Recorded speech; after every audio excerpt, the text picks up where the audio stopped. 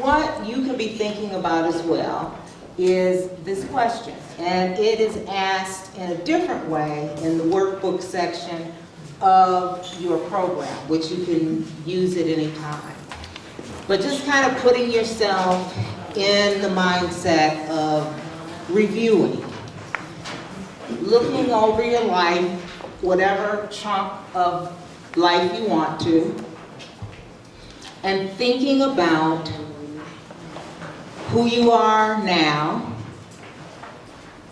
compared to who you were some time ago. And some things may be exactly the same, and some things may be significantly different.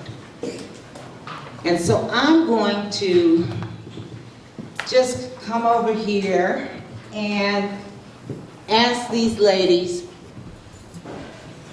when you review your life, what are some of the valuable, sacred lessons that you have today that you would not have had you not had whatever experience brought that lesson? And I'm going to start with you, Joyce. I'm going to stand up so that I can see you all. I'm just so honored to be with you. I have great love for Lisa, so by proxy, I have great love for you. And the most valuable lesson that I think I'm learning and continuing to learn is self-compassion. So as a therapist, I remember when I first started out, I was in graduate school and I was really afraid that my professors were going to see that I dealt with anxiety. And I thought that I had to be perfect, that I had to have it all figured out. And obviously, we're all human and we're all imperfect and we all have our stuff. And I have a fierce inner critic. I have named her Zelda. She is a total B. And my lesson has been learning how to tell Zelda to step aside because I've got things to do and places to be, and exercising the compassion that I more easily extend to others, to myself, so that I can be genuine and know that I'm fine in all my imperfection, and put myself out in the world with fearless joy. So, thank you. Whoever wants to go next. You make me want to stand. As I think back on my life, I would probably qualify myself as a compulsive overachiever. I actually think that's why God gave me twins. Because he knew I could handle all of that.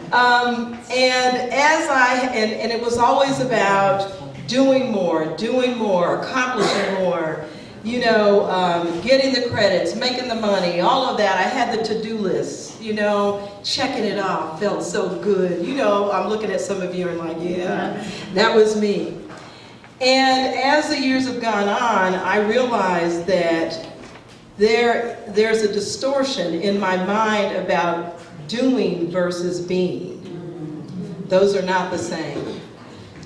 And so what I've done is started to reflect more on what it means to just sort of listen to my own voice and flow with that which I'm told I need to do, as opposed to creating these arbitrary lists of things to do. And so as I have quieted my spirit and really been a lot more obedient, I realized that it's all about, for me, mastering the art of doing almost nothing and embracing and cherishing the gift of really being.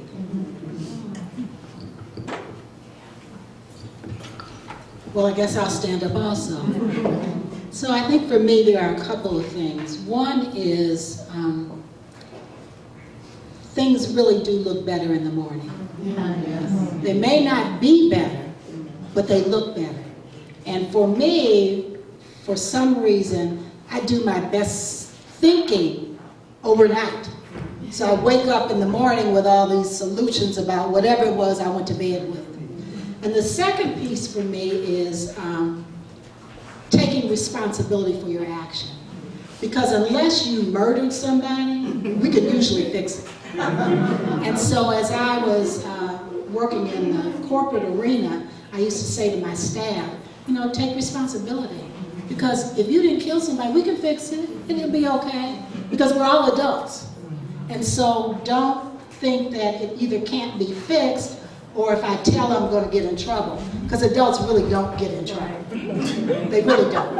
And so those, I think, for me, are two of the things that I've learned. Well, I guess I have to stand up. It's all right. No. I think the biggest lesson was to trust myself.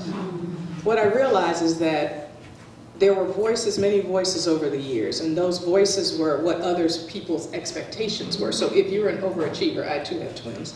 If you are an overachiever, that's what I heard. If you're an overachiever, or if that's just if you are motivated by list and you're checking things off, and I did that and I did that.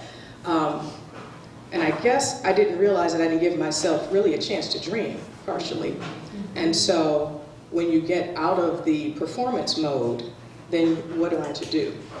And that point, I had to figure out that I wasn't trusting myself, if you follow me, because I'm used to checking off lists.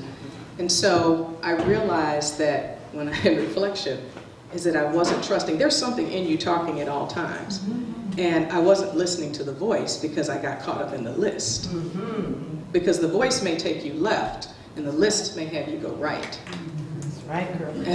And so that, you know, if you were to pick one, it was really learning to trust that voice. If I have all boys, if I had a daughter, or all the adopted daughters I have, that would be something that I would impart to them, is listen to you, trust you. You have it in you. Can I say something to add to that? I was hesitant to say it because it sounds a little grandiose, but I think you guys will get it. I know what I know. We are told you don't know enough. You don't know what you don't know. I've been told that as a very confident woman a lot in my life. But when that quiet voice starts to come and whisper to you, and you're really open to listening to it, you know what you know. I love it. I think we're gonna just like the next time have like a little round thing, so we can just be talking.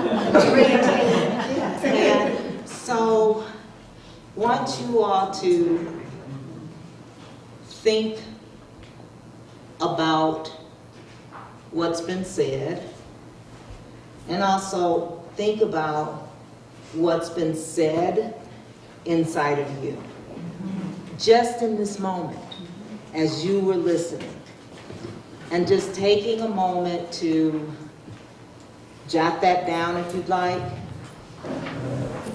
put it in your phone. And sometimes we get these little nuggets and we think we're going to remember them, and then we get down the block and life happens and we forget it. And so if there's anything that is resonating with you or sparking something in you, please take time to write it down.